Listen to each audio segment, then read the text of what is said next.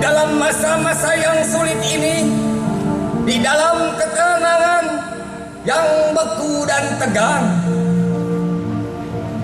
di dalam kejenuhan yang bisa meledak menjadi keedanan, aku merasa ada muslihat yang tak jelas juntrungnya. Ya Allah, aku bersujud kepadamu, lindungilah anak cucuku.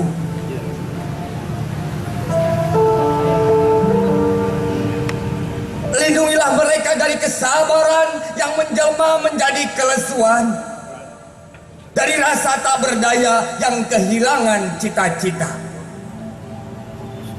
Ya Allah, demi ketegasan mengambil resiko, ada bangsa yang dimesinkan atau dijombikan, ada juga yang difosilkan atau diantikan. Uang kertas menjadi topi bagi kepala yang berisi jerami. Reaktor nuklir menjadi tempat ibadah di mana bersujud kepala-kepala hampa yang disumpahi bantal tua. Kemakmuran lebih dihargai dari kesejahteraan, dan kekuasaan menggantikan kebenaran. Ya Allah, lindungilah anak cucuku. Lindungilah mereka dari berhala janji-janji, dari hiburan yang dikeramatkan, dari iklan yang dimitoskan, dan dari sikap mata gelap yang diserap tulang kosong. Ya Allah, seorang anak muda bertanya kepada temannya, kemana kita akan pergi? Dan temannya menjawab, kemana saja, asal jangan berpikir untuk pulang. Daging tidak punya tulang untuk bertaut. Angin bertiup menerbangkan catatan alamat, dan rambu-rambu di jalan sudah dirusak orang. Ya Allah, lindungilah anak cucuku. Lindungilah mereka dari kejahatan lelucon tentang Chernobyl dan Hiroshima, dari heroin yang diserap lewat ciuman, dari itikat buruk yang dibungkus kertas kado, dari zaman ancaman tanpa makna. Ya Allah, kami dengan cemas menunggu kedatangan burung dara yang membawa ranting zaitun di kaki biang lala. Leluhur kami bersujud dan berdoa, isinya persis seperti doaku ini. Lindungilah anak cucuku. Lindungilah daya hidup mereka, lindungilah daya cipta mereka. Ya Allah, satu-satunya Tuhan kami, sumber dari hidup kami ini, kuasa yang tanpa tandingan, tempat tumpuan dan gantungan tak ada samanya di seluruh semesta raya. Allah, Allah, Allah, Allah. Rendra 2001. Kami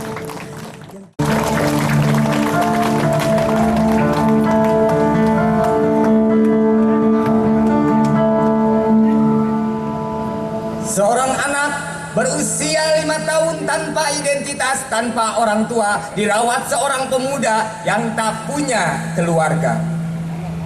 Ketika dia daftarkan satu panti, dia ditanya identitasnya. Bagaimana anak ini posisinya? Kami tidak mau menerimanya, barangkali ini anak orang. Tetapi anak berusia 5 tahun dalam keadaan tunarungu, tunawicara, tidak diterima di panti. Memasuki usia 6 tahun, seorang pemuda mencoba mensekolahkan dia. Tak ada satupun sekolah yang mau menerima seorang anak tanpa identitas. Pasal 34 ayat 1 Undang-Undang Dasar 45, fakir miskin dan anak yatim piatu dipelihara pemerintah. Bagaimana mereka cara memelihara? Seorang 6 tahun, seorang pemuda tanpa pekerjaan, tanpa keluarga. Biasa nyangkruk kopi, tak punya masa depan. Tetapi sekarang dia punya harapan. Seorang ayah harus diperjuangkan. Seorang anak tunarungu, tunawicara, tanpa keluarga. Dia marah. Dia membenci birokrasi. Dia hadapi dengan sendiri. Seorang anak usia 6 tahun, diajarinya sang pemuda bagaimana cara membaca. Diajarinya sang pemuda bagaimana cara menulis. 1 tahun, 2 tahun, 3 tahun, usia 8, sang anak yatim piatu sudah bisa membaca, sudah bisa menulis, dan tumbuh sehat dalam keadaan difabel, diurus oleh pemuda yang mulai punya penghasilan dari memulung. Ketika memasuki usia 9, sang anak yatim piatu, sang pemuda yang mengurusnya bekerja memulung dan tertabrak satu mobil truk, dan mobil truk kabur tanpa henti. Konon mobil berplat merah, lalu dia mengajukan diri. Nyawanya sudah tidak ada. Randy, anak lelaki berusia 9 tahun, melihat jalan ayahnya, satu-satunya keluarganya yang dianggap satu-satunya Tuhan oleh dirinya, hanya berwarna merah darah. Lalu dia tuliskan, 2 tahun dia diajari sang pemuda yang telah berpulang. Dia tuliskan surat karena tak mampu berbicara. Dia tujukan kepada Tuhan, kepada Allah yang diajari satu-satunya Tuhan oleh sang pemuda. Dalam suratnya, Tuhan,